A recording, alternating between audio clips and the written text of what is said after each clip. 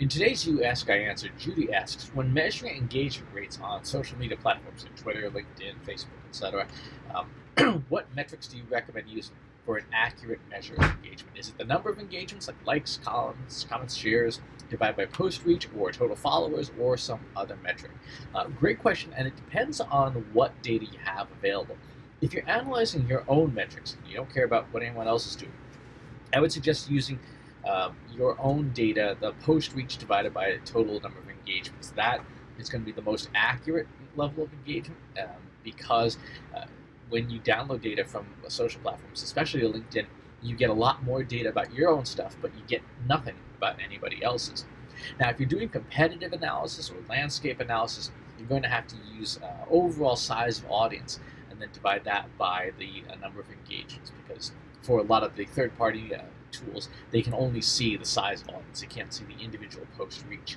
Now, that said, one of the things that social media marketers do wrong with engagement rates is that they go for the sort of blanket average engagement rate. Our rate is 4%, and it tends to be over a very long period of time. Like 4% is our annual engagement rate, and that's not really helpful.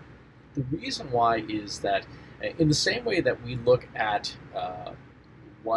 we don't look at one engagement rate, one average rate for a health metric. We shouldn't do the same for digital marketing. Your doctor would never say, "I'm going to take one average heart rate for you for the year, and that's what we're going to just make all your health decisions on." No, there's resting heart rate, there's fitness heart rate, there's target heart rate, and maximum safe heart rate, stuff like that.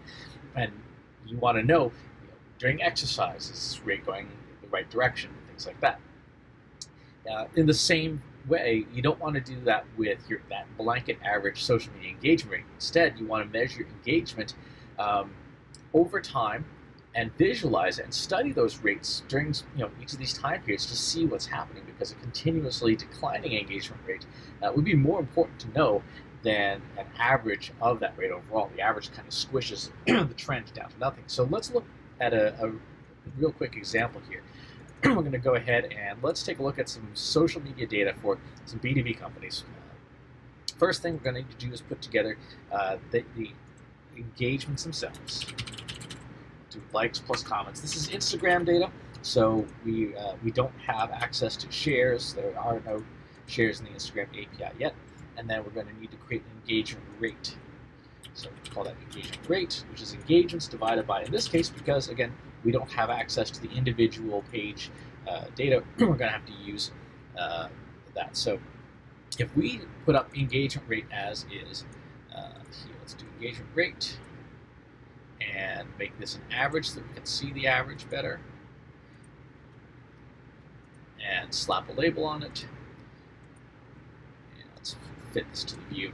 So what we see here is we see engagement rates. Here's a company called Maersk Line, which is a shipping company. They're about a 2% average engagement rate for the year of 2018. We see VMware here. We see down here sort of Dell. So these are the average engagement rates of their Instagram posts, which is okay. But again, that kind of flattens things out. If we were to go down to say week level, that's like pretty crowded, obviously. Maybe we move up to month level, you can see there's a lot more spikes up and down. So VMware spiked much more here. Maersk Line spiked much more here. So now you can see in more detail. Okay, there's some variability. There's some jumping around in these different rates. Now, if I was just focusing on, for example, let's do let's do Maersk Line. If I was just doing Maersk Line, we'd keep just that one. Now I've got a sense of what's going on. Let's slap a trend line on this. And now we know, that's monthly, the trend is headed downwards. Let's look at day level, and we see it is still going downwards. That tells us that even though they've had some decent successes, the overall trend is heading in the wrong direction. So for them, it would be time to take a look at what are the things that might be contributing to that declining engagement rate. We might even want to, for example, let's duplicate this rate here. And instead of doing engagement rate, we break it out into the individual components. We do comments, we do likes, make those averages to smooth that out.